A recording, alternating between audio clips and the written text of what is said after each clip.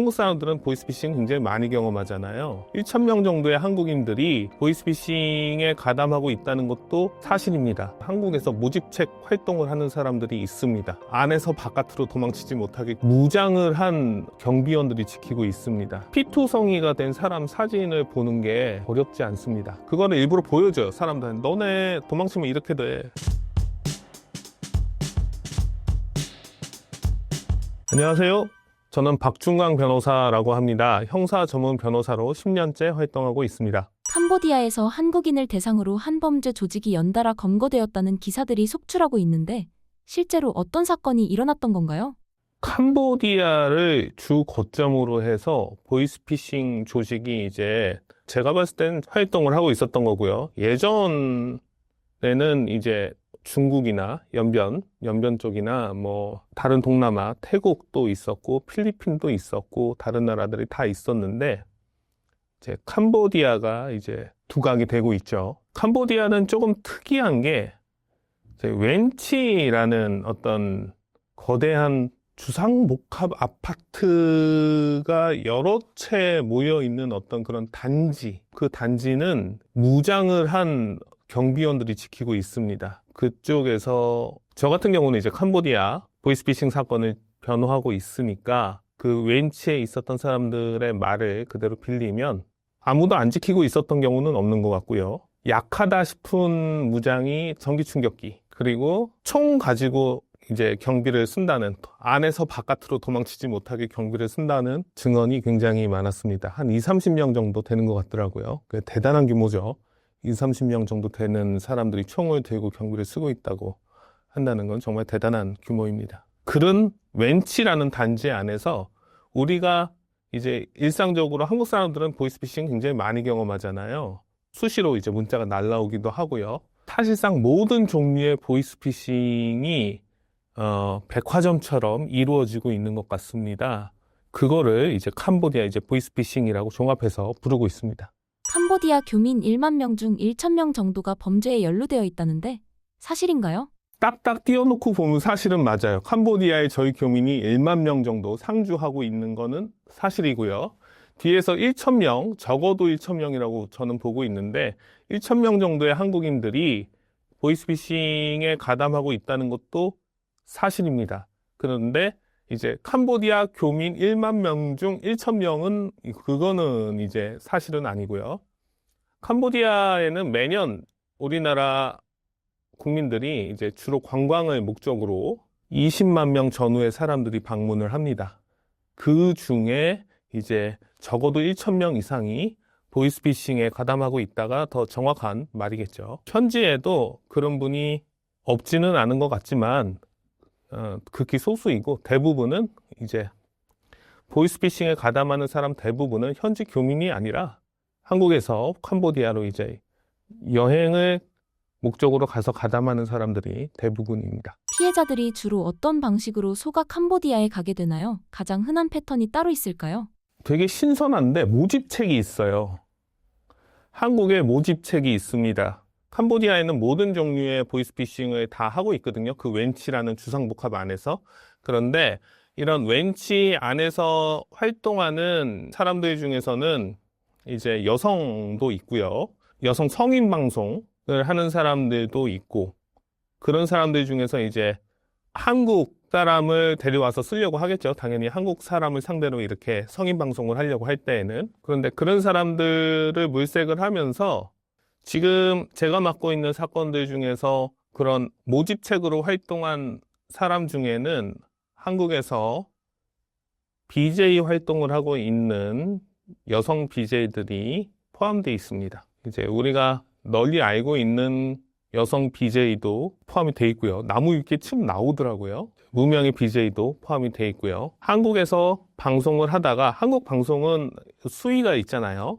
수위가 있다 보니까 좀 더 많은 돈을 벌고 싶어서 캄보디아로 건너가는 경우가 있고요. 혹은 제안을 받으면서 친분을 다지다가 사람만 소개시켜주는, 본인들은 이제 소개라고 생각을 하는데 사람만 소개시켜주는 이제 모집책이 되는 거죠. 근데 이런 모집책들도 보이스피싱 범죄에 대한 수익을 가져갑니다. 퍼센테이지로 보면 7% 정도 가져가요, 보통. 보이스피싱 피해가 1,000만 원 정도 일어나면 70만 원은 이 사람을 모집한 모집책이 가져가는 거죠. 그런 구조로 이제 한국에서 모집책 활동을 하는 사람들이 있습니다. 로맨스 피싱, 몽캠, 투자 사기, 인신매매 등 피해 유형이 다양하다고 하는데 변호사님이 본 사례 중 가장 심각한 사례는 무엇인가요? 기본적으로 모든 종류의 보이스피싱을 다 하기 때문에 보이스피싱 자체가 심각하다고 볼 수는 없을 것 같고요. 근데 굉장히 지금 문제가 된 거는 인신매매죠. 보이스피싱 범죄에 가담한 사람들이죠. 가담한 사람들인데 사람이 막상 한국에서는 뭘 더 할 게 없다. 죽이 되든 밥이 되든 한번 뭐라도 해봐야 되겠다 싶어서 캄보디아 가는 사람들이 꽤 많거든요. 근데 가서 보니까 실상을 보니까 너무 아닌 거예요. 이거는 정말 범죄다. 나는 이거를 하지 않겠다. 라고 이제 마음을 먹어도 벗어날 수가 없어요. 일단은 가면 여권을 뺐거든요. 범죄에 일단 가담을 하기 시작하면. 이 여권을 뺐고 범죄를 제대로 이제 실행을 안 해. 그러면 패요. 고문이라고도 표현을 하는데 캄보디아에 갔다 온 사람들 핸드폰 이제 디지털 포렌식을 하면 피투성이가 된 사람 사진을 보는 게 어렵지 않습니다. 그래도 말을 안 듣거나 말을 듣는데 성과가 안 나죠. 보이스피싱이면 보이스피싱 범죄 수익을 이제 얻어내야 되는데 피해자들로부터 성과가 안 나면 그 보이스피싱 TF처럼 운영하거든요. 그 TF를 이제 해체하고 안에 있던 사람들을 다른 보이스피싱 범죄로 옮기는데 다르게 또 TF를 구성하는데 그 과정에서 인신매매가 벌어지기도 합니다. 그러니까 한국 사람을 사고 파는 거예요. 야, 나 요번에 로맨스 스캠 했는데 얘네들 영 아니다. 이렇게 영 아니다. 나 그래서 얘네 해체했어. 얘네 이제 로맨스 스캠 얘네 가지고는 안 하려고. 이게 얘네들 요만큼 있는데 얘네들 얼마에 데려가. 너 뭐 한다며 저번에. 이러면서 한국 사람을 파는 거예요. 그렇게 해서 돌고 돌고 도는 겁니다. 심지어 이제 안에서 도는 거면 그나마 괜찮죠. 외부로 팔려나가는 경우도 있어요. 왠지 외부로. 이거는 우리가 좀 심각하게 바라봐야 되는 게 안에서 사고 파는 것을 넘어서 왠지 외부로 이제 차를 타고 가다가 검문에 걸려서 중국 사람이 차를 운전해가지고 뒤에 이제 자기 포함해서 몇 명이 타고 있는데 검문 검색에 걸려가지고 중국 사람이 차를 버리고 도망갔다는 거예요. 그래서 자기가 도망칠 수 있었다라고 말하는 사람도 봤습니다. 그게 심각한 거죠. 이 사람이 팔려가면 결국 어떻게 됐을까요? 라고 생각해 봤을 때는 이쪽은 장기 매매 쪽도 생각해 볼 수 있지 않았을까 생각을 합니다. 범죄 조직에 연루된 사람들은 속아서 넘어간 경우가 많을까요? 아니면 자발적으로 가담한 경우가 더 많을까요? 대부분 자발적으로 가담하는 경우가 더 많습니다. 정도의 차이를 못 느꼈을 뿐이지 이 정도일 줄은 생각을 못했다라는 경우는 되게 많은데요. 애초에 범죄가 아니라고 범죄인 거를 모르고 가담하는 경우는 있기야 한데 굉장히 드물어요. 코인 쪽이 이제 모르고 가담하는 경우가 많습니다. 제가 이제 정말 모르고 가담한 경우 중에서 이제 코인 사기 가담한 젊은 친구가 수사받은 내용을 봤는데 이 친구는 공돌이에요. 이제 컴퓨터 전공한 공돌인데 이제 코인하고 비상장 주식 관련 거래소를 만든다고 생각하고 이쪽으로 왔더라고요. 그래서 공돌이니까 내가 코인 어떤 발행이나 새로운 코인 발행이나 뭘 위해서 참여하다 보면 새로운 어떤 기술, 그 과정에서 내가 경험이 쌓일 것이다 생각해서 왔는데 자기가 생각한 그 코인이 아니었던 거죠. 그래서 이렇게 이제 가담해가지고 수사를 받은 친구는 봤습니다. 근데 대부분의 경우에는 자신이 범죄에 가담한다는 거를 알고 들어가는 경우가 대부분이에요.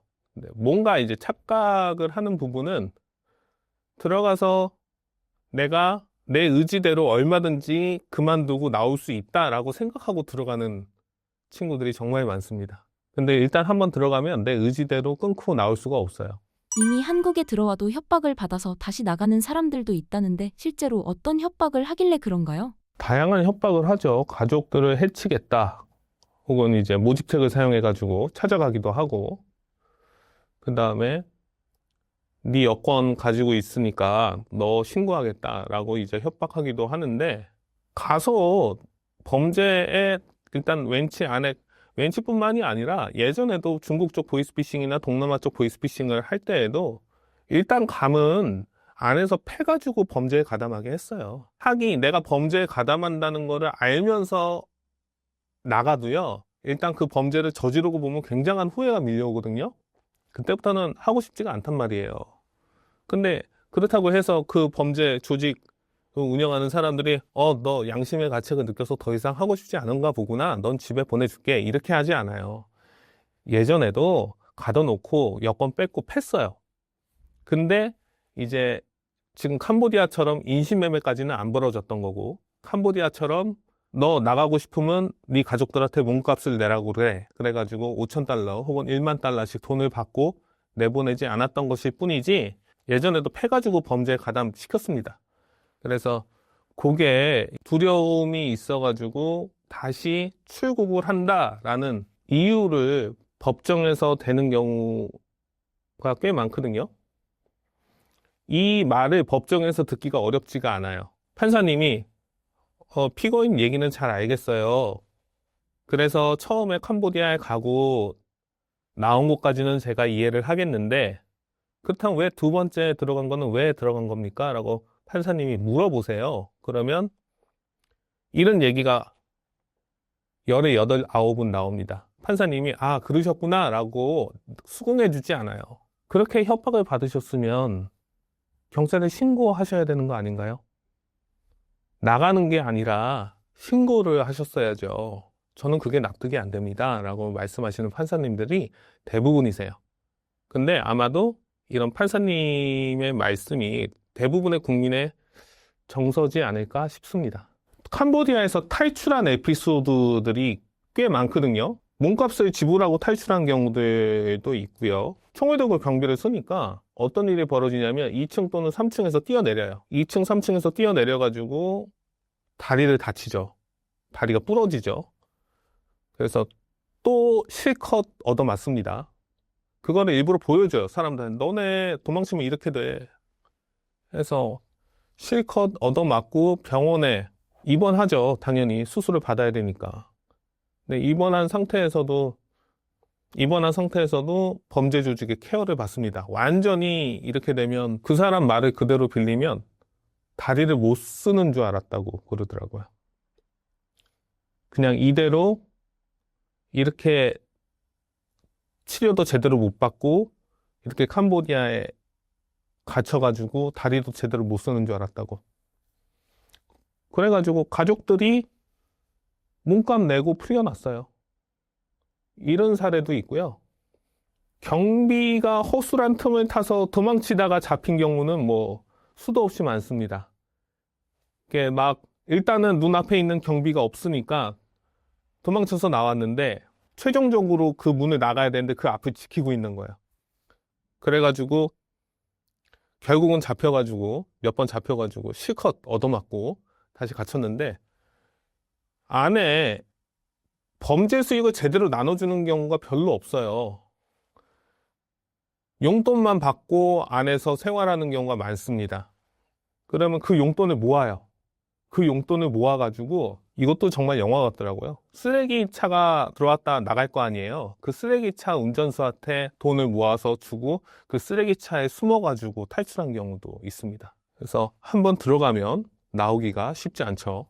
이것 때문에 아마 사실상 사람을 감금하고 인신매매를 해가지고 범죄를 진행하기 때문에 이것 때문에 지금 세계적으로 문제가 되지 않았나 싶습니다.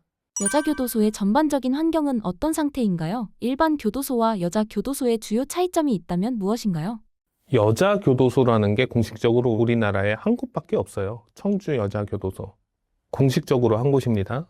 비공식적으로 한 곳 더 있기도 해요. 그리고 일반 교도소들은 한 50여 개 정도 돼 있거든요. 다른 교도소 같은 경우에는 대부분 남자 수용자들이 다 들어가 있고 그 중에 일부 공간만 여자 수용자들이 쓰고 있습니다.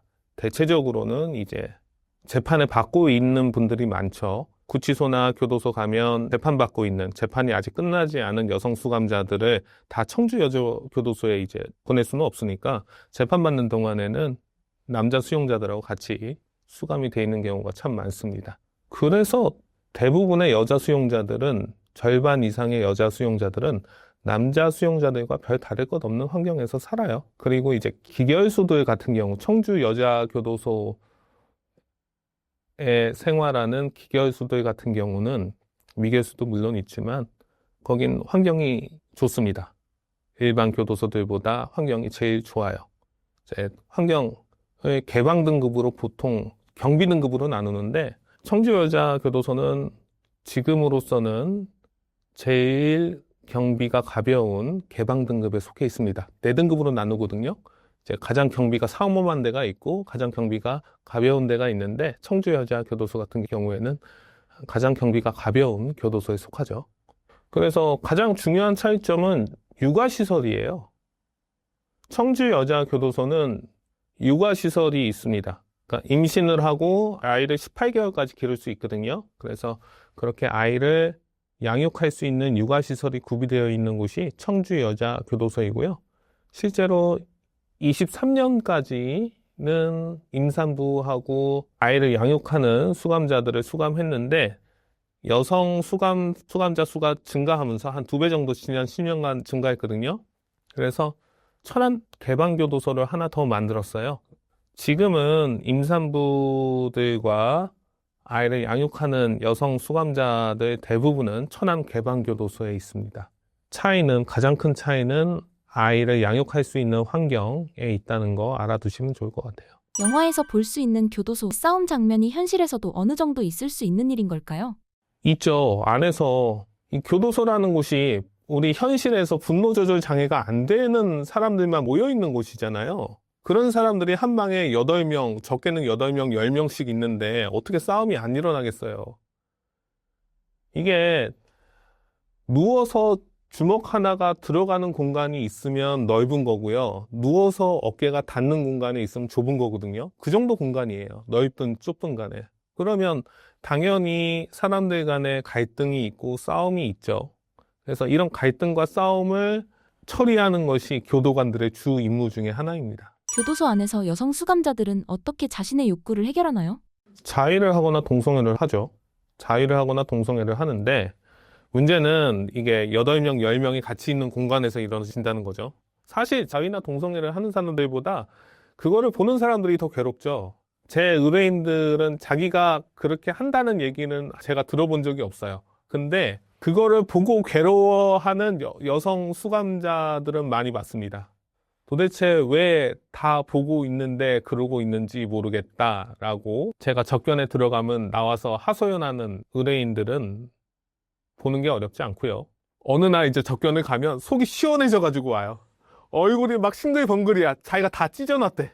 자기 신고해가지고 다 뿔뿔이, 우리 방에 이제 다 뿔뿔이 흩어졌다고, 안 봐가지고 너무 속이 시원하다고 그렇게 말씀하시는 경우도 많습니다. 그래서 한 이불을 덮고 자는 등의 일을 못하게 한다는데 그것도 사실인가요? 네, 맞습니다. 한 입을 덮고 자는 거 못하게 하고요. 몸을 붙이고 있지 못하게 합니다. 기본적으로는. 근데 항상 감시할 수는 없으니까 30분마다 이렇게 순찰을 돌거든요. 그리고 CCTV로 보잖아요. 근데 뭐 하려면 다 할 수 있죠. 그거 뭐 붙어 있는 거 일일이 다, 야, 너네 둘 떨어져, 너네 둘 떨어져, 이렇게 할 수는 없잖아요. 계속. 하고 싶은 사람들은 다 하는데, 그래도 기본적으로 한 이불을 덮고 자거나 붙어 있는 거, 낮에도 붙어 있는 것들은 기본적으로는 하지 못하게 합니다. 교도소 내에서도 커뮤니티가 따로 있다는데 어떤 수단을 통해서 이뤄지나요? 주로 어떤 내용이 오고 가나요? 커뮤니티라기보다도 펜팔을 많이 하죠. 편지를 주고받는 거예요. 말 그대로 우표를 붙여가지고 편지를 주고받을 수 있으니까.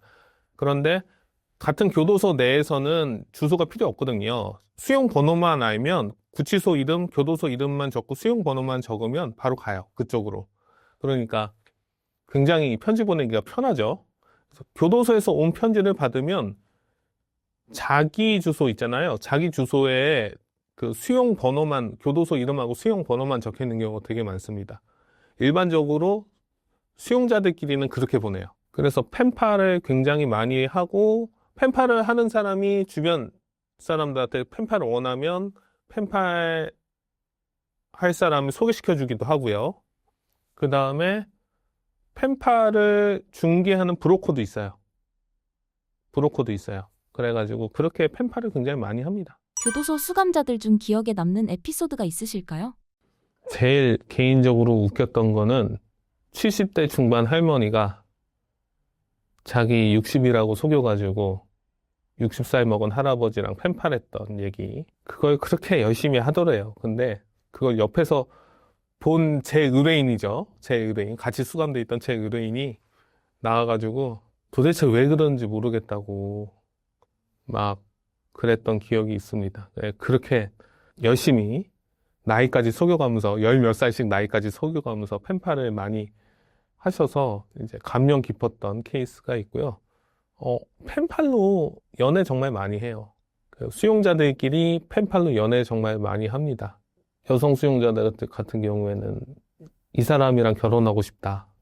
변호사님, 저 이 남자랑 결혼하고 싶어요. 라고 편지 보내는 거, 그런 편지를 받는 거 어렵지 않습니다. 저랑 결혼하겠다는 게 아니라 그 펜팔하는 남자랑 결혼하고 싶다라고 이제 상상의 나래를 안에서 여기서 나가면 이 남자를 만나가지고 행복한 가정을 꾸리고 이런 경우를 보는 게 어렵지 않아요. 그리고 실제로 나가가지고 찾아왔는데 남자가 먼저 나가가지고 찾아왔는데 너무 잘생겨서 행복하다고 편지 보내는 경우도 있었습니다. 수용자와 민간인 사이에도 펜팔과 연애 관계가 이어질 수 있나요? 이루어질 수는 있는데 우리가 관계가 유지되고 이어지려면 만나야 되잖아요, 결국은. 근데 수용자들은요, 만날 수가 없어요. 우리나라 사람들은, 남자들은 누구나 군인이 되고, 여자들은 누구나 한 번쯤은 군인의 어떤 애인이 되는 경험을 하죠. 근데 그게 쉽던가요? 어렵죠. 심지어 이 군인들은 한두 달마다 외박 나오고, 3개월, 6개월마다 1주, 2주씩 휴가를 나오는데도 불구하고 아마 아시다시피 대부분의 관계가 다 깨집니다. 근데 교도소에 있으면, 구치소에 있으면 그렇게 관계가 유지가 됩니까? 편지를 한두 번 보낼 수는 있어요. 근데 금방 깨져요. 그러니까 관계가 유지되는 거는 같은 조건에 있는 남성 수용자들하고 여성 수용자들은 그건 뭐 옵션이 없잖아요. 서로가 서로한테 편지 주고받는 거 빼고는 이 남성 수용자가 이 여자 말고 다른 여자랑 연락을 할 수 있는 수단이 있습니까? 다른 펜팔, 뭐 여러 명하고 펜팔을 나눌 수 있겠지. 근데 본질적으로 큰 차이가 없잖아요. 그러다 보니까 이제 밖에 있는 사람들하고는 어렵죠. 밖에 있는 사람이 오히려 수용자들하고 펜팔을 나눈다는 거는 이 사람의 인간관계가 굉장히 좁은 거죠. 문 밖으로도 잘 안 나가는 사람일 수 있습니다. 이런 사람들 같은 경우는. 근데 어쨌든 대부분의 펜팔은 수용자들끼리 이루어진다고 해도 과언이 아니죠.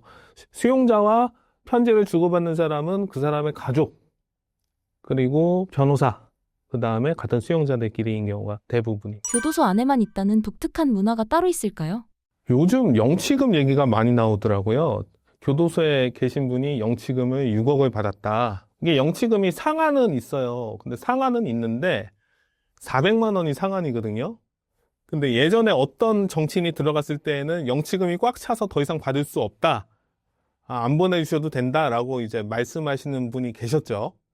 바꿔 말하면 400만 원 들어오면 400만 원 빼고 그럼 또 다시 400만 원을 받을 수 있고 그럼 또 다 빼고 이렇게 하면 계속 끝도 없이 영치금을 받을 수 있는 거예요.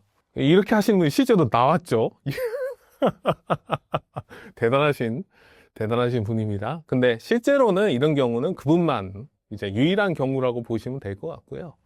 실제로는 영치금이 딱 없는 경우도 많고, 그다음에 그렇게 풍족한 경우는 별로 없습니다. 그리고 안에서 돈 거래를 못 해요. 화폐 거래를 못 합니다. 근데 이제 돈은 참 중요하잖아요. 네, 돈 거래를 못 하다 보니까 돈 대신 우표를 사용하는 경우가 꽤 많습니다. 우표를 화폐 대신 사용해서, 왜냐하면 붙이면 편지도 보낼 수 있고 이러기 때문에 1,000원짜리 1,650원인가요? 어떤 우표를 화폐처럼 사용해가지고 교환하는 경우는 꽤 많습니다. 그래서 이게 좀 재밌어요.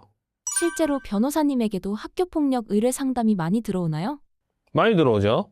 저 같은 경우는 학폭위원장도 초등학교 학폭위원장 2년, 중학교 학폭위원장 2년. 이게 학폭위가 이제 교육부로 지금은 넘어갔는데 그 전에 2년, 2년씩 총 4년 정도 학폭위원장을 한 경험이 있습니다. 매달 학폭 가지고 상담하는 사례가 적지 않게 들어와요.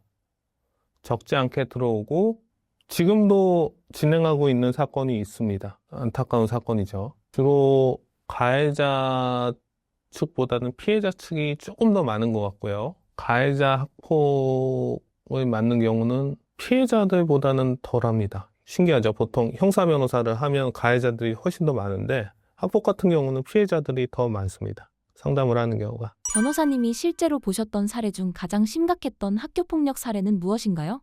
가장 심각했던 사례는 초등학교 4학년짜리가 학교를 장악했던 사례예요. 선생님을 완전히 무시를 하고 학교 분위기를 완전히 엉망으로 만들어 놨던 사례거든요. 이 아이는 학폭이 문제가 아니라 자기를 동조하는 아이들을 만들고 수업 시간에 선생님을 무시함으로써 학교 운영이 안 되게 만들었던, 자기네 반이 정상적으로 움직이지 못하게 만들었던 친구입니다. 4학년밖에 안 됐어요, 근데. 우리들의 일그러진 영웅이라는 책과 영화를 기억하는 분이 계실지 모르겠는데, 저는 이제 40대 중반이니까 40, 50대는 많이들 알고 있는 그런 책과 영화인데, 거기 나오는 엄석대라는 학폭의 주동자가 초등학교 5학년, 6학년이거든요. 근데 그 친구보다 더 어린 겁니다. 한두 살 정도 더 어린데도 학교를 장악하고 선생님으로 하여금 손을 대게 만들었던 케이스가 있습니다. 이 친구 같은 경우는 나이가 너무 어려서 제가 학폭위원장이었을 때 보낼 수 있는 게 초등학교는 의무교육이기 때문에 퇴학은 못 시키거든요. 전학이 최고인 거예요. 근데 이 정도 수준이면 이제 전학을 보내자고 하는데 나중에 말씀드리겠지만 전학이 답은 아니거든요. 그래서 4학년이니까 한번 선생님께서 잘 잡고 교화를 시킬 수 있지 않겠느냐, 우리가 노력을 좀 해봐야 되지 않겠느냐라고 말씀을 드렸는데 선생님께서 자기는 못한다고 하시더라고요. 아이가 굉장히 냉소적이고 선생님이 수업을 하거나 무슨 지시를 내리면 비아냥대고 이 분위기가 다른 아이들한테 전염이 되고 하기 때문에 심지어 이 문제를 제기하신 선생님께서는 교육학 박사 학위까지 계신 베테랑 교사셨는데도 자기는 못하겠다고 그냥 전학 보내라고 그래가지고 전학을 보냈던 사례가 있어요. 학교에서는 되게 많은 일이 일어나요. 그리고 초등학교, 중학교 남자애들은 뇌가 없는 것처럼 보일 때가 많습니다. 어디서 튀어나와도 이상할 게 없죠. 애들이 정말 기상천외한 행동들을 많이 해요. 그러면 이런 기상천외한 행동들이 자기만의 에피소드로 끝난다고 하면 다행인데 이런 기상천외한 행동을 하다가 다치는 경우가 많거든요. 그러면 같이 그런 기상천외한 행동을 했던 친구를 이제 학폭으로 신고하는 경우가 있어요. 그러니까 부모 입장에서는 아이가 너무 다쳤으니까 이게 너무 속상한 거야. 이 속상함을 풀 수 있는 방법이 없는 거예요. 그래가지고 같이 사고를 쳤던 친구를 학폭으로 제기를 하는데 그게 되겠어요? 안 되죠. 근데 그러면 이제 선생님을 신고를 해요. 고소를 해요. 내 아이가 다쳤잖아요. 내 아이가 다쳤기 때문에 그 고소전을 밑도 끝도 없이 진행하는 경우가 있습니다. 안타깝죠. 반대로 정말 학폭은 별의별 경우가 많아요. 아이들 케어를 받지 못하면 중학교 학폭위원장 하면서 한 아이를 전학을 보냈는데 그 학교에 가서도 또 사고를 친 거예요. 그래서 그 학교에서도 또 전학을 보냈어요. 그래서 또 사고를 친 거예요. 그 학교에서도 또 전학을 보내려고 하는데 그쪽에서 우리 쪽에 또 타진을 한 거야. 이 아이 받아줄 수 있냐고. 학폭이라는 게 기본적으로 아이들을 교화시킬 수단으로 사용을 하고 아이들을 사회에 내보낼 수 있는 아이로 만드는 수단으로 사용을 해야 되는데 전학에 집중을 하다가 보면 의무교육에서 전학에 집중을 하다가 보면 생기는 에피소드들입니다. 왜냐하면 문제가 해결이 안 됐잖아요. 얘는 계속 그 행동을 하는데 또 같은 행동이 패턴이 반복이 되는데 그거를 고치지 않고 그냥 내 눈앞에서 치우는 것에 집중을 하다 보면 계속 다른 데서도 치우는 거예요, 사실. 그렇게 해서 다시 돌고 돌아 우리 학교 쪽으로 제가 학폭위원장을 맡고 있던 학교 쪽으로 전학이 타진됐던 경우도 있어서 그건 너무 안타까웠어요. 학교 폭력 가해자를 합법적으로 복수하고 싶은 피해자들이 많은데 형사처벌은 어디까지 적용이 가능한가요? 형사처벌 어디까지 적용 가능하냐라는 거는 나이대로 치면 형사 미성년자 같은 경우에는 이제 중학교 2학년 생일이 안 지나면 대부분 형사 미성년자거든요. 이 경우에는 소년법이 적용이 되고요. 촉법소년으로 10살에서부터 14세 미만까지는 소년법이 적용되고 그 이후도 적용될 수 있는데 14세 미만은 아예 형법이 적용이 안 되니까 그 유명한 촉법소년이 10살에서부터 14살이고 14살 이후부터는 형법이 적용 가능합니다. 형법이 적용 가능하고 종종 TV에서 보죠. 단기 몇 년, 장기 몇 년 이렇게 형을 선고하죠. 이게 이제 미성년자일 경우에는 이렇게 선고하고 형의 상한도 있어가지고 20년 이상의 형은 선고를 못 할 거예요. 15년이 최고였나? 그건 정확하게 기억은 안 나는데 형의 상한도 있습니다. 그래서 제한이 좀 있죠. 제한이 좀 있어서 이거 해가지고 좀 분통을 터뜨리시는 분들이 많습니다. 이런 분들 중에 실제로 진짜 가해자들에게 복수에 성공한 경우가 있나요? 자기가 가해자가 되는 경우 많죠. 아이들 싸움이 어른들 싸움 된다고 하죠. 어른 싸움으로 번져가지고 주먹 다짐을 한 거예요. 아버지들끼리 주먹 다짐을 해서 피해자 아버지가 세게 한 방 날렸죠. 가해자 아버지는 이때다 싶어가지고 이제 합의를 안 해줬고요. 합의금을 그때 당시에 4천만 원인가 5천만 원인가 그것도 이제 1심에서 합의가 안 됐어요. 1심에서 징역 8월인가 10월 나왔고요. 판사님도 내용을 다 알잖아요. 이게 어떻게 해서 이렇게 됐는지 내용을 아니까 징역형은 선고를 했는데 구속은 안 했어요. 판사님이 사정은 딱 하고 알겠는데 하신 일을 허용해 드릴 수는 없다. 항소하시고 합의했으면 좋겠다라는 취지로 이렇게 징역형을 선고하면서 구속은 하지 않았습니다. 그래서 결국 그분이 4천만 원인가 5천만 원인가 합의금 주고 합의하시고 집행유예 받으셨던 기억도 있고요. 제일 요즘 많이 문제가 되는 것들이 스토킹이 문제가 돼요. 내가 피해자이기 때문에 가해자한테 연락을 하는 경우들이 꽤 있거든요. 근데 이거를 상대방이 오케이 하면 크게 상관이 없는데 상대방한테 분을 풀려고 두두두두두두 보내고 상대방은 뭐 안 받아줄 수는 없잖아요. 소극적으로 받는데 또 거기 두두두두두 또 보내고 이런 거를 반복하시면 이거 스토킹이거든요. 이렇게 해서 거꾸로 고소 당해서 오시는 분들 많습니다. 합법적으로 문제를 해결할 수 당연히 있죠. 내가 선을 넘지 않는 범위 내에서 그렇게 할 수는 있는데 그렇게 해서는 분이 안 풀리시는 분들이 더 많아요, 사실은. 근데 그렇게 하다가 피해자와 가해자가 역전되는 경우를 너무 많이 봐가지고 가급적이면 자제하셔라. 드라마는 드라마일 뿐 그거 진짜로 실제로 하면 쇠고랑찹니다. 만약 나의 아이가 학교 폭력을 당하는 것 같을 때 어떻게 대처하면 좋을까요? 저 같은 경우는 두고 봤습니다.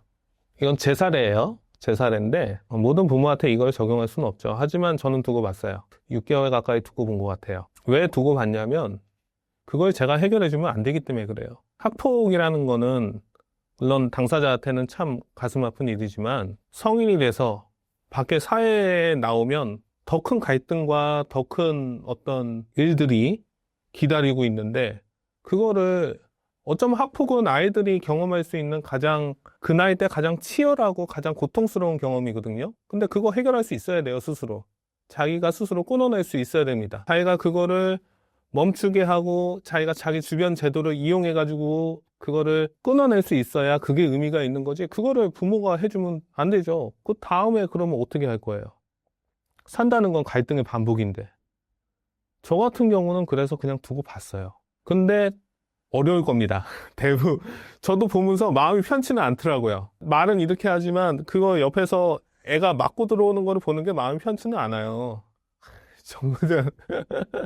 저걸 가서 내가 걔 얼굴도 아는데 마음이 편치는 않아요. 근데 그걸 내가 해주면 앞으로 제 아이가 그런 갈등에 부딪혔을 때 또 저를 찾으면 저는 어떻게 해야 됩니까? 또 나가서 해줘요? 몇 살 때까지요? 성인이 될 때까지? 그러면 성인이 되면 짜잔 하고 능력이 나타나요? 지금부터 해야 되거든요. 되기까지 아직 5년 이상의 시간이 남았기 때문에 그 시간 동안 갈등을 해결할 수 있는 방법, 그런 압박을 벗어날 수 있는 방법을 스스로 깨쳐나가야 되기 때문에 저는 두고 봤습니다. 하지만 일단 부모님들한테 조언을 제가 해줘야 된다고 하면 제도를 잘 이용하시라고 말씀을 드리고 싶어요. 그런 상황을 눈으로 봤을 때는 특히나 저는 남자애의 부모이기 때문에 그렇게 했었을 수도 있습니다. 피해자가 제 아이가 이제 딸이었다고 하면 저도 바로 신고했을 거예요. 딸인데 참고 두고 참 힘들 것 같아요. 근데 실제로 그런 경우 많으니까 일단은 학교에 신고하는 게 최우선이에요. 신고를 하고, 왜냐하면 신고를 하지 않으면 사실관계가 엉키는 경우가 꽤 많아요. 학폭을 하는 친구들은 반에서도 이제 주도적인 친구들인 경우가 꽤 있습니다. 그리고 피해자는 좀 어리버리하고 빠릿빠릿하지 못한 경우가 많아요. 그러면 피해자와 가해자가 역전이 돼요. 이 때린 아이는, 얘를 힘들게 한 아이는 자기 말고도 여러 편이 있거든요. 얘네들이 다 얘 편을 들어줘. 학폭 조사를 할 때. 얘가 그렇게 했을 리가 없다는 걸 누구나 다 알지만 얘 편이 없어. 최근에도 지금 아직도 진행 중인 사건 중에 하나인데 어처구니가 없죠. 어처구니가 없어요. 내가 지켜보고 있어요, 진짜. 여자애가 자기 남자친구 반에 있는 아이 중 한 명이 자기 인스타그램에 들어가서 인스타그램 자기 게시한 사진 있죠? 그거를 캡처해가지고 봤다는 걸 이유로 고소한 사건이 있습니다. 기분 나쁠 수 있지. 이 아이는 일반적인 수준의 아이는 아니에요. 지금은 도움이 필요한 친구예요. 지금은. 저는 이 친구가 성인이 되면 더 멋져질 수 있다고 생각을 하거든요. 근데 지금은 도움이 좀 필요한 친구예요. 이 말도 제대로 못하는 친구를 가해자로 몰더라고요. 이런 친구한테 DM 메시지 보내가지고 이 일을 다른 사람 신고하고 다른 사람한테 폭로할 거니까 그거 싫으면 나한테 돈을 보내라고 하고, 돈을 애는 공포에 질려가지고 2,700 얼마인가?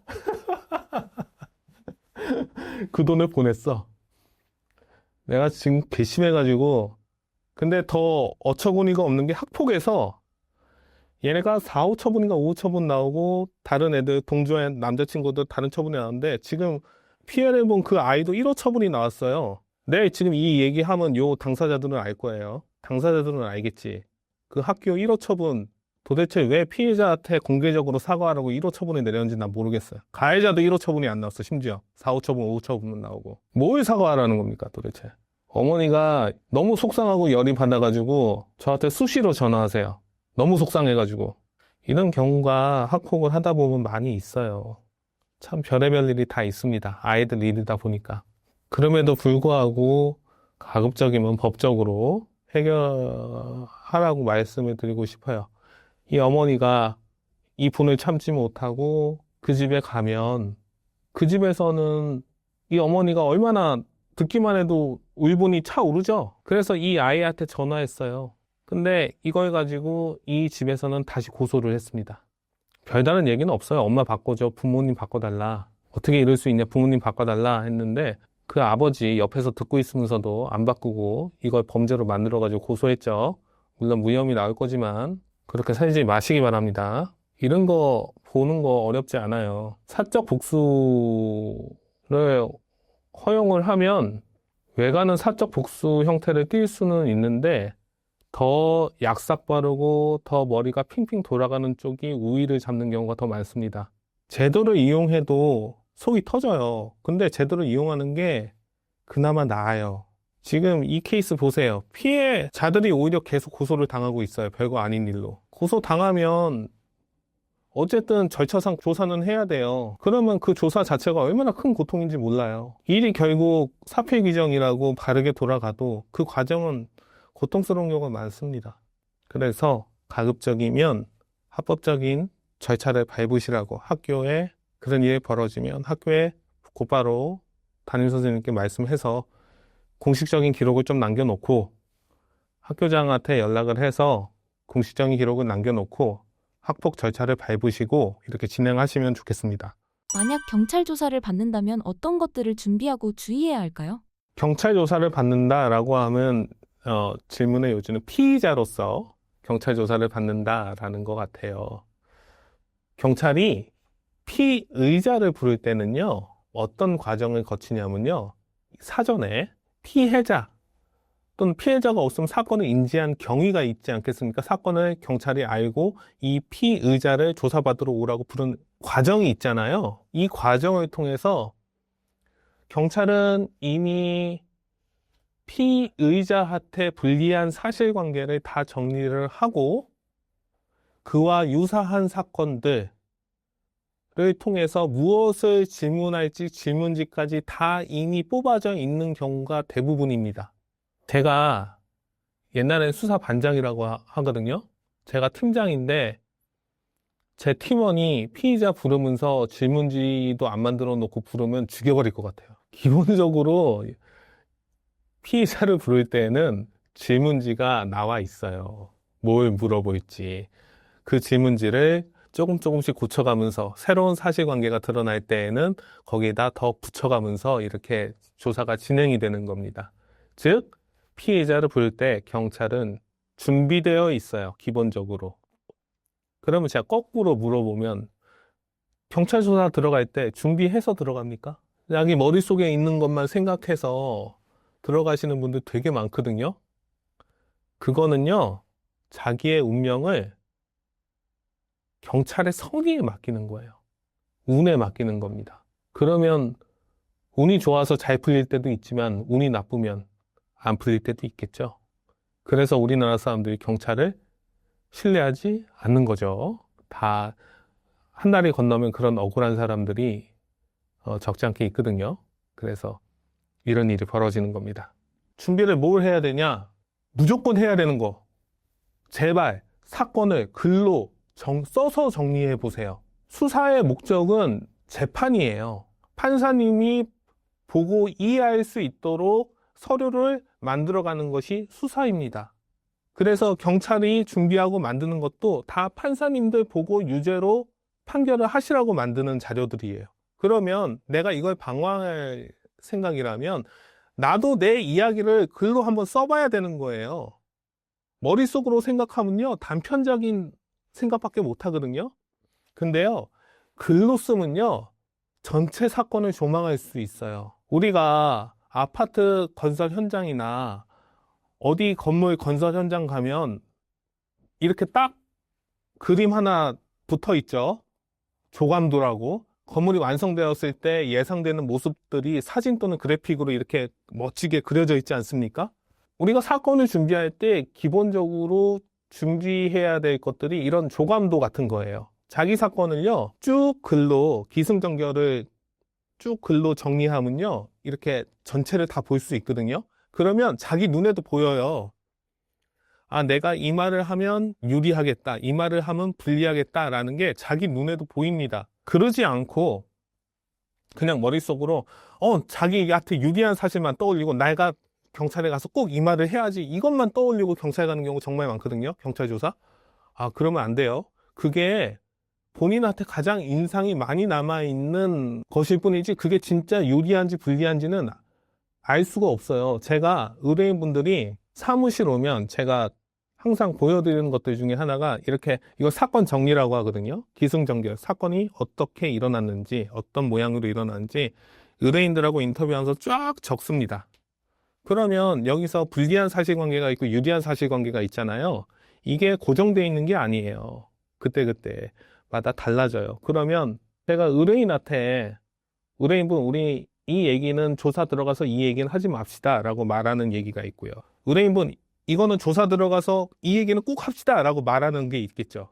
근데 시간이 지나고 나서 다시 이걸 검토해 봤을 때 꼭 얘기합시다 라고 말했던 것이 바뀌어가지고, 아, 이 얘기는 하지 맙시다 라고 하는 경우도 많습니다. 의뢰인과 제가 사건을 적어서 객관화시켜 놓고 무슨 얘기를 할지 말지 고민하는 과정에서도 이렇게 뒤바뀜이 일어나는데 머릿속으로 그걸 생각하고 앉아 있습니까? 난 이게 제일 답답해요. 예전에 어떤 대법원장님께서 수사를 받으셨던 적이 있거든요. 옆에 변호사 3분하고 딱 들어갔더라고요. 제가 서울대 친구들을 참 좋아하는데, 이, 눈에 보이더라고. 이 서울대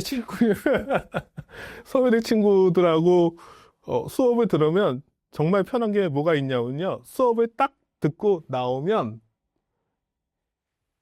수업 원고가 나와요. 그리고 이걸 공유를 하거든요. 예. 그 대법원장님께서 변호사들 딱 데리고 들어가고 이제 나와서 나왔다는 그 뉴스를 딱 보고 제가 딱 떠오르는 거는 야, 그분이 그 조사가 끝나면 검토를 하는 시간을 주는데 검토 시간을 굉장히 많이 가졌어요. 그래서 딱 그게 뉴스에 딱 뜨자마자 저 양반들 또 다 외우고 나왔구만. 다 외우고 나와가지고 바로 이렇게 쫙 복귀해버리는 거예요. 바둑 기사들처럼. 하물며 대법원장도 자기 사건에서 이런 과정을 거치는데 태어나서 처음 조사를 받는 사람들이 자기 사건을 글로도 정리 안 한다는 게 저한테는 정말 이거는 자기 인생을 운에 맡기는 행위라고 생각을 해요. 글로 정리하기만 해도 눈에 다 보여요. 지금 제가 말하는 게 막 테크니컬한 부분은 되게 테크니컬할 수는 있는데 글로 정리만 해도 8, 90%의 목적은 달성합니다. 꼭 글로 정리하세요. 살면서 경찰 조사 받는 경우가 많을까요? 이게 굉장히 잘못 알려진 게 많은데 우리나라에 벌금형 이상의 전과 기록을 가지신 분들은 약 1,500만 명이 넘습니다. 우리가 길 가면서 보는 사람 3명 중에 1명은 전과가 있는 거예요. 그 외의 사람들은요. 무혐의 기록이 하나라도 있는 사람들 더 많겠죠. 기소유예 기록이 하나라도 있는 사람들 더 많을 겁니다.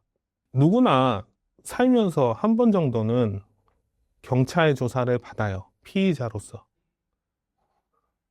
그래서 내가 살면서 한 번도 경찰서를 안 갔다 라는 얘기는요, 내가 착하다라는 얘기가 아니라 내가 그동안 운이 좋았다라는 얘기예요. 그렇게 받아들이시면 될 것 같고요. 벌금형 전과가 생기면 막 인생이 어떻게 된다고 생각하시는 분들 되게 많거든요. 또는 벌금형 전과라도 있으면 그 사람이 사회에서 배제돼야 된다고 생각하시는 분들도 되게 많습니다. 하지만 1,500만이라는 숫자를 생각해 보세요. 이 숫자를 생각하면 왜 형사사법정책이 지금과 같은 형태를 띄었는지 큰 틀이 이해가 됩니다. 형사사법정책의 기본적인 기본적인 틀은요, 죄를 지은 사람이 그 대가를 치르고 다시 사회로 복귀를 해서 정상적으로 생활을 해서 사회가 돌아가도록 만드는 거지, 아주 극소수의 정말, 물론 이 사회에 나와서는 안 되는 사람들이 있죠. 그 사람들의 기준으로 맞출 수는 없어요. 그래서 그렇다 보니까 이렇게 사회 시스템이 만들어지고 돌아가고 있는 겁니다. 형사 조사나 재판을 받을 때 변호사 선임을 꼭 해야 하나요? 꼭 하실 필요는 없죠. 실제로 변호사 없이 형사 재판을 받으시는 분들이 더 많아요. 제 경험적으로 봤을 때는 실질적으로 사람들은 감옥에 들어갈 일 또는 감옥에 들어가지 않더라도 경제적으로 자기가 감당할 수 없는 어떤 페널티를 받을 때가 돼서야 변호사를 선임합니다. 타당한 이유죠. 벌금형 가지고 변호사 선임하시는 분들 별로 없어요. 근데 벌금형 사건인데 자기가 이 벌금형 사건으로 받는 페널티가 벌금형 이상으로 커. 특히나 공무원들은 이 사건 기껏 해봐야 벌금 200만 원, 300만 원 나오는데 이거 가지고 변호사 비용 1,000만 원 쓰시겠어요? 라고 했을 때 1,000만 원 쓰시는 분들 대부분 공무원분들이 되게 많으세요.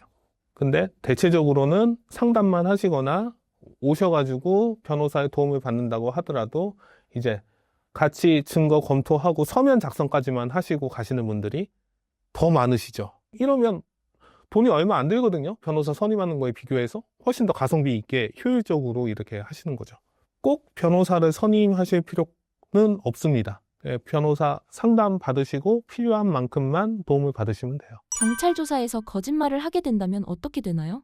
제가 형사면, 그리고 대부분의 형사들이 그럴 겁니다. 수사관들이 너무 좋죠. 거짓말을 하는 피의자는 수사하는 입장에서는 최선은 아니지만 너무 좋은 피의자입니다. 범죄를 입증하는 방법은 두 가지가 있어요.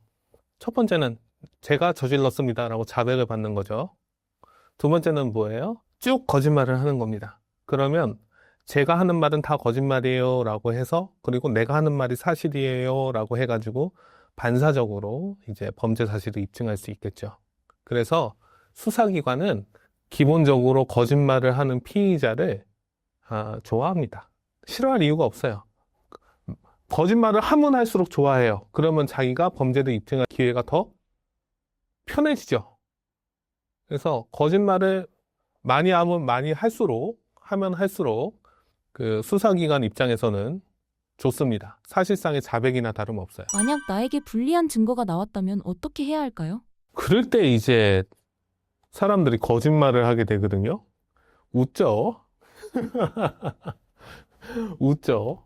사람이 수사를 받으면, 그리고 예상하지 못한 증거가 나오면 당황하게 돼요. 수사기관은 이거를 항상 노림수로 가져갑니다. 우리 스포츠, 축구 보면 이제 세트 플레이 하죠. 어떤 상황이 됐을 때를 대비해서 훈련을 하지 않습니까? 예컨대 프리킥이나 코너킥을 잘 차는 키커가 있으면 거기에 맞춰서 세트 플레이를 준비를 합니다. 수사기관도 마찬가지예요. 결정적인 증거가 있다고 하면 그거를 가지고 세트 플레이를 준비를 합니다. 그러면 조사를 받는 피의자 입장에서는 당황해서 거짓말을 할 수 있죠. 그게 바로 수사기관이 원하는 거죠. 그리고 그럴 때에는요, 여기에 대해서는 다음에 대답하도록 하겠습니다 하고 뒤로 미루는 게 제일 좋아요. 그런 세트 플레이에 나오는 증거들은요, 꼭 피의자한테 불리한 증거만은 아니에요. 사람들이 되게 많이 착각하는 것들 중에 하나가, 증거가 그 자체로 유죄를 입증시키는 경우는 별로 없습니다.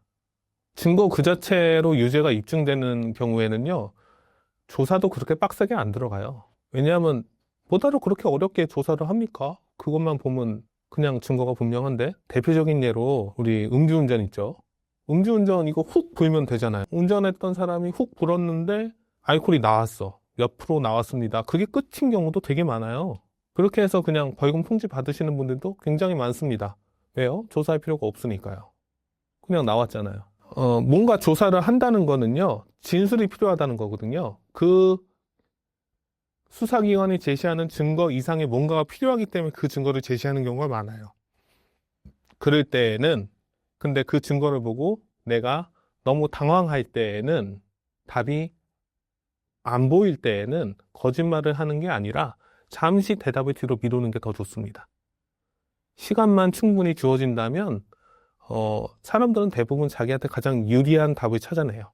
그래서 저는 그때는 묵비권, 이때는 이제 똑같이 이것도 묵비권이에요. 자기 타이밍에 맞춰서 대답할 수 있는 권리가 묵비권입니다. 그래서 이거는 나중에 대답하도록 하겠습니다 라고 얘기하시고 지나가시는 게 제일 좋다고 말씀드리고 싶어요. 경찰 조사부터 기소되고 처벌까지의 과정이 어떻게 진행이 되나요? 사건이라는 거는요, 문제를 인식하는 과정이 생기죠.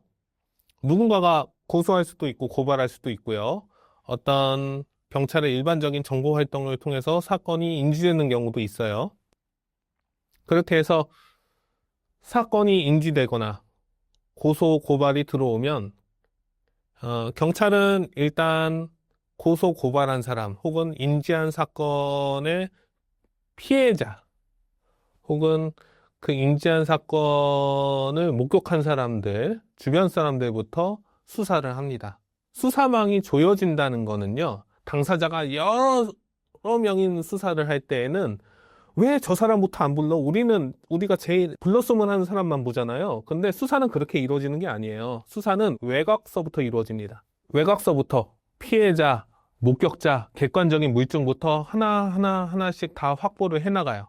그렇게 해서 수사기관이 이게 범죄다라고 인식을 하게 되면, 혹은 범죄라고 인식한 과정에서 이렇게 다 증거를 어느 정도 확보하게 되면 그때서야 피의자를 소환합니다. 이렇게 수사를 해야 피의자를 제대로 잡을 수 있어요. 거꾸로 피의자부터 수사를 한다고 해봅시다. 그러면 어떻게 돼요? 피해자는 조사도 안 했어.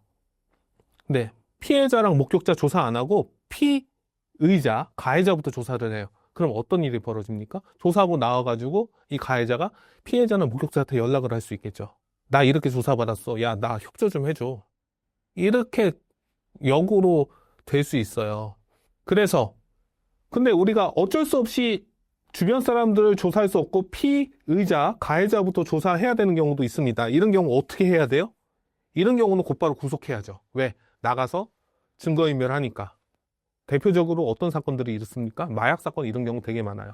왜냐하면 조사받고 얘가 이거 가지고 감옥에 들어갈 정도는 아닌데 얘 조사받고 나가가지고 상선이나 주변 사람들 퍼뜨리는 게 더 수사를 방해할 것 같아. 그러면 바로 구속영장을 칩니다. 마약 사건 그래서 구속영장을 많이 쳐요. 그리고 요즘 제일 핫 이슈되는 보이스피싱 같은 경우도 보이스피싱 웬만하면 다 구속시킵니다. 왜? 하나하나 잡아 연락해가지고 도망가는 거 최대한 막으려고 하는 거예요.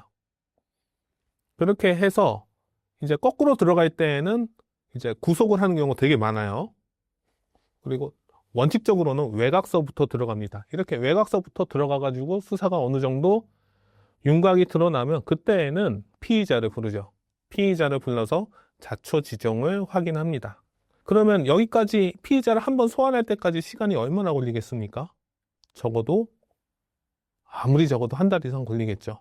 피의자를 소환했는데 피의자가 고소장 열람 목사하고 자기 변호사 선임해서 조사받는다고 하면요. 두세 달 그냥 지나가요. 그러다 보니까 사람들 입장에서는 빨리빨리가 안 되잖아요. 그래서 속이 터질 수 있어요. 그런데 이거는 우리나라가 발전했기 때문에 생기는 현상입니다. 우리나라가 기본적인 인권을 보장하기 때문에 생기는 바람직한 현상이에요. 이거를 통해서 빠져나가는 사람들보다 이런 절차를 통해서 잡히는 사람들이 훨씬 더 많아요.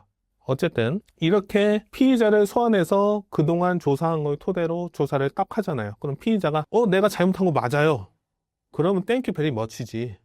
그러면 여기서 수사 사실상 끝나는 거예요. 그리고 이제 그 처벌해 주세요라고 재판에 넘기겠죠. 이러면 되게 수사기관 입장에서는 편합니다. 그런데 이 사람이 다 인정을 해도 시간이 끌리는 경우가 있어요. 그런 경우는 뭐예요? 지금 조사받은 가해자가 메인이 아니야. 얘 말고 또 다른 조사해야 될 사람들이 남아있어. 그럴 경우에는 조금 더 시간이 걸리게 됩니다. 혹은 얘가 지금은 자백을 했을 때를 가정을 한 건데 자백을 안 했다고 해보세요. 다퉈. 제가 피해자예요. 나 억울해요. 나 그건 아니야. 내가 뭐 일부 잘못한 거는 있을 수 있겠는데 그 정도까지는 아니야 라고 다툽니다. 그러면 어떻게 해요? 이 사람 조사하고 나서 다시 피해자를 불러서 조사를 하거나 목격자를 불러서 조사를 하거나 이 사람 진술에 맞는 객관적인 증거를 찾아봐야 되겠죠. 혹은 객관적인 증거를 제출한다고 하면 그거를 지켜봐야 되겠죠. 보고 뭔지 한번 다시 봐야 되겠죠. 이런 절차들이 왔다 갔다 하게 되면 기본적으로 반년은 그냥 지나가요. 그렇게 해서 최종적으로 얘가 죄를 지은 게 맞다. 그러면 그거를 정리를 해서 재판에 넘기죠. 이런 과정들이 일반적으로 일어나는데 당사자가 범죄 혐의를 인정을 하면 좀 빨리 진행되는 경우가 있지만 당사자가 범죄 혐의를 부인해. 그리고 그 부인하는 것에 대한 객관적으로 이제 반박할 수 있는 증거가 별로 없어. 그렇게 된다고 하면 말을 맞춰봐야 돼. 피해자와 목격자의 말을 다시 한번 확인해 봐야 돼. 이렇다고 하면 그냥 6개월은 지나가요. 6개월, 1년 정도 수사하는 건 기본이고요. 그거 끝나고 나서 이제 무혐의가 나오든지 사건이 기소가 되든지 그렇게 되겠죠. 그렇게 해서 이제 재판에 넘어간다고 해봅시다. 재판에 넘어가요. 재판에 넘어가서도 죄를 다 인정하면 되게 편해요. 판사님도 편해. 그럼 한 큐에 끝나요. 피고인 이런 죄를 졌는데 처벌해 주세요 라고 이제 검사가 얘기를 하면 판사님이 물어봐요. 맞습니까 피고인? 네, 다 인정합니다. 그러면 이제 판사님이 고민해야 될 거는 한 가지밖에 없어요. 피고인 시간이 더 필요하세요? 왜? 이제 피해자랑 합의해야 되니까. 합의 시간을 더 줄 것이냐 아니면 여기서 재판을 종결할 것이냐 그것만 남아있게 돼요. 자백을 하게 되면. 그런데 피고인이 자백을 안 한단 말이죠. 재판에 와서 다퉈요. 그러면 뭔가 새로운 게 더해져야 되는 상황이 됩니다. 통계적으로 검사가 기소한 사건에 대해서 우리나라는 99% 이상이 유죄가 나와요. 기본적으로 기소를 하면 검사가 제출하는 모든 증거들은 유죄를 입증하는 증거입니다. 99% 이상이. 나머지 1% 안 되는 사건들은 저 같은 형사 변호사들이 무죄를 주장해서 받아내는 무죄들이 대부분이겠죠. 그래서 억울할 때는 다시 목격자를 부르고 다시 피해자를 불러가지고 증인신문을 하는 절차를 거치게 돼요. 그러면서 그때 당시 상황이 어땠는지, 그때 당시 어떤 실질적으로 일어났던 일이 어땠는지, 누가 무슨 행동을 하고 말을 했는지를 다시 한번 질문하는 시간을 갖습니다. 이때에는 이제 검찰도 질문을 하지만 이제 피고인이나 피고인 측 변호사도 질문할 기회를 갖게 되죠. 이러면서 사실관계의 균형을 잡아가는 거죠. 이렇게 한쪽 얘기만 들으면 그쪽 위주의 주장만 하게 되잖아요.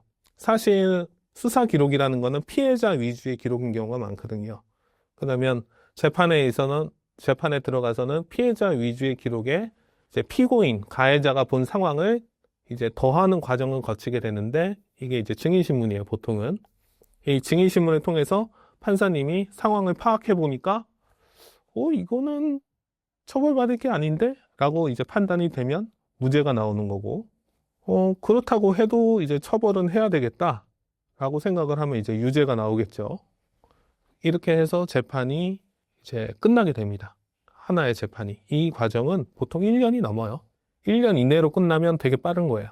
그리고 실제로도 우리나라 재판은 우리나라 사람들의 성격에는 부합하지 못하지만 글로벌 스탠다드로 봤을 때에는 우리나라처럼 재판 빠르게 하는 데가 없어요. 우리나라 사람 기준에 안 맞는 거지 우리나라처럼 재판 빠르게 하는 국가 없습니다. 이런 과정이 있기 때문에 오래 걸리고 옛날보다 국민들의 시민의식이 높아지고 권리의식이 높아졌어요. 그래서 판사님한테 요구하는 것도 많아졌어요. 옛날에는 판사님들이요, 굉장히 형식적으로 재판을 하고 서류만 가지고 재판하는 경우가 되게 많았습니다. 근데 이제는요, 말을 들어줘야 돼요. 피고인이 재판에서 하는 말을 들어줘야 돼요. 그럼 재판 가면요, 피고인이 혼자 나와서 헛소리 하는 경우도 되게 많거든요. 근데 그거 들어주시는 판사님들 굉장히 많으세요. 판사의 입장에서는 저 사람의 얘기가 내가 수긍하고 납득할 수 없다 하더라도 저 사람이 적어도 이 법정에서 자기가 하고 싶은 얘기는 할 수 있게끔, 그리고 할 수 있는 기회를 주는 게 그게 옳다고 생각하시는 판사님들이 굉장히 많습니다. 그래서 재판 한번 들어가 보면요, 판사님들이 참 고생하신다라고 생각하게 되는 경우가 많아요.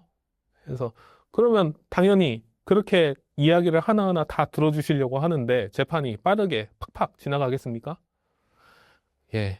그래서 늦어지는 거지, 판사님들이 특별히 재판을 늦게 하고 싶어서 늦어지는 게 아닙니다.